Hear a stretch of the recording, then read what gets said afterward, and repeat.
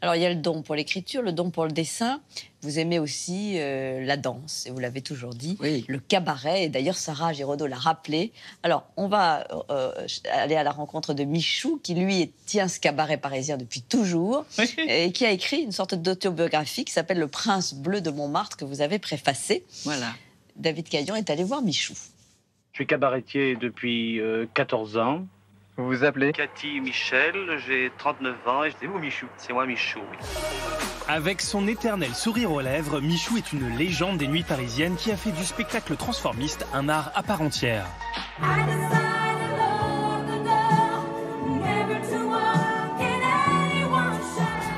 Depuis plus de 60 ans, dans son cabaret de la Butte Montmartre, sont passées les plus grandes stars françaises et internationales.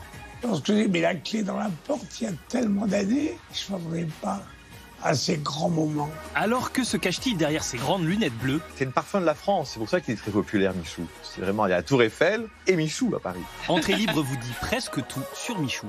Allez! Dès son enfance picarde, Michou développe un goût pour le spectacle en mettant en scène ses marionnettes dans le jardin de sa grand-mère. L'année de ses 18 ans, il met pour la première fois le pied à Paris. Il y restera toute sa vie. Je suis venu un jour pour les fêtes, comme ça, à Paris. Et puis, je montais cette rue de Dunkerque. J'atterris Place Blanche. Et puis, j'ai vu le coup de foot. Et quand on me demande, Michou, vous habitez Paris? Oh, je suis non, à côté de Paris. Un merveilleux village qui s'appelle Montmartre. Montmartre déclinait dans les années 50. Les gens étaient beaucoup à Saint-Germain-des-Prés, c'était les grandes années. Il restait un grand cabaret parisien très connu chez Tonton, le Liberty's Bar Place Blanche, qui a fermé en 57. Michou a ouvert en 56, le 13 juillet. Et lui, il a redonné des lettres de noblesse à la Butte Montmartre, avec ce nouveau type de spectacle. À Montmartre, on ne s'amuse plus, il n'y a plus rien de drôle. Et les gens, pour faire venir les gens à Montmartre maintenant, il faut tout de même quelque chose d'assez drôle, piquant, et je pense qu'on y a réussi.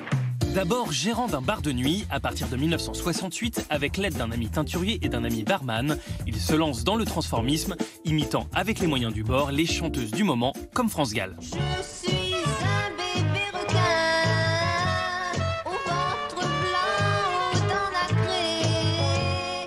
Et on a dit, on s'est fait un petit spectacle. Je crois qu'on a fait 20 minutes pour le Mardi Gras. C'est-à-dire qu'on s'est déguisé. Et c'est avéré qu'il y avait un monsieur parmi nous qui était célèbre, journaliste. Il a fait un article quand Paris se travestit. Elle était partie. La recette de ce succès, des travestis remarquablement maquillés imitant des stars passées et présentes comme Joséphine Baker, Sylvie Vartan ou Brigitte Bardot. On m'a dit, Michou, tu as jolies fesses. Alors j'en ai profité. J'ai imité Brigitte Bardot. Elle avait très jolies fesses. Alors j'étais très flatté. Et maintenant, je vais vous faire une confidence. Et on a les mêmes. Tous différentes, mais on a les mêmes. Alors qu'à l'époque, l'homosexualité est encore un tabou et même un délit passible de prison, Michou assume sa sexualité au grand jour. Ben oui, je suis un pionnier. Parce qu'à l'époque, il faut avoir l'audace de faire ça. Michou, il a changé beaucoup de choses. Je pense qu'il a changé déjà le regard des gens sur le transformisme, l'homosexualité aussi, parce qu'il a assumé, il y a quand même 60 ans, relativement bien son homosexualité. Il faut oser faire ça à son époque. Maintenant, ça semble tellement évident. Et pour le transformisme et le travestissement, pareil, il a fait faire un bond en avant où on se rend compte que être transformiste, c'est pas être une petite chose comme ça. C'est un vrai métier, c'est un vrai boulot, c'est une forme de travail de comédien, c'est un travail d'acteur.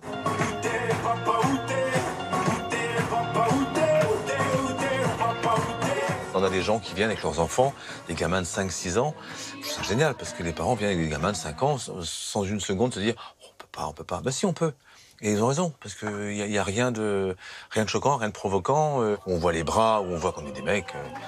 Il n'y a aucune ambiguïté.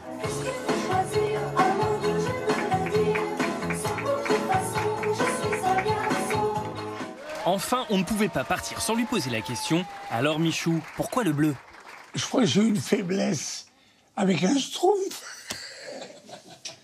Allez, j'ai une petite faiblesse avec un schtroumpf. Et vous le connaissez, ce schtroumpf? Oui, oui. Oui, oui. Mais d'où vient cet amour du cabaret? Très jeune, écoutez, vous allez je passer sais pas, des nuits. très jeune. C'est vrai que je jouais Shakespeare, Giraudoux, et pourtant j'allais tous les soirs à l'Alcazar, j'allais à la Grande Eugène. Je sais pas, j'avais une espèce de fraternité comme ça, avec ce genre de spectacle, et surtout le courage qu'il faut pour être à 2 mètres des gens, pouvoir faire quelque chose vraiment, on est sous leur nez comme ça, c'est un sacré boulot. Je veux dire, c'est vrai que c'est un boulot de comédien. Il y a différents styles. Il y a le transformisme clown, il y a des clowns là-dedans. Il y a des gens qui imitent au plus près physiquement, et puis il y a des gens qui tout à coup prennent la sensibilité d'un chanteur, qui le chante quelquefois en direct d'ailleurs. Et il y a des choses tout à fait magnifiques, émouvantes et formidables. Est-ce que vous n'aviez pas la pression, on y revient, que ça avait été important pour vos parents, cet univers-là, en tout cas Mais pour sans votre doute. mère? Mais sans doute. Sans le savoir, Il y avait bien un sûr, goût, mais- sans le savoir, il y avait sans doute un goût inconscient sur pas mal de choses qui se passaient dans ce cirque où ma maman a été élevée, enfin pas élevée vraiment, mais enfin puisque Ses parents y mes grands-parents travaillaient. y travaillaient, donc on me était dit là. qu'elle était dans tout le temps. Ce sont des choses qui... Puis j'aime bien, comment dire, j'aime bien, sans avoir le support d'un texte, tout ça, j'aime bien cette franchise. Et je reviens au mot courage du cabaret. Je trouve qu'il faut un grand courage pour s'exposer comme ça, faire des choses qui ne soient pas avec le support d'un grand auteur ou un rôle travaillé comme ça. Je trouve ça tout à fait gai, épatant. Ça me convient bien.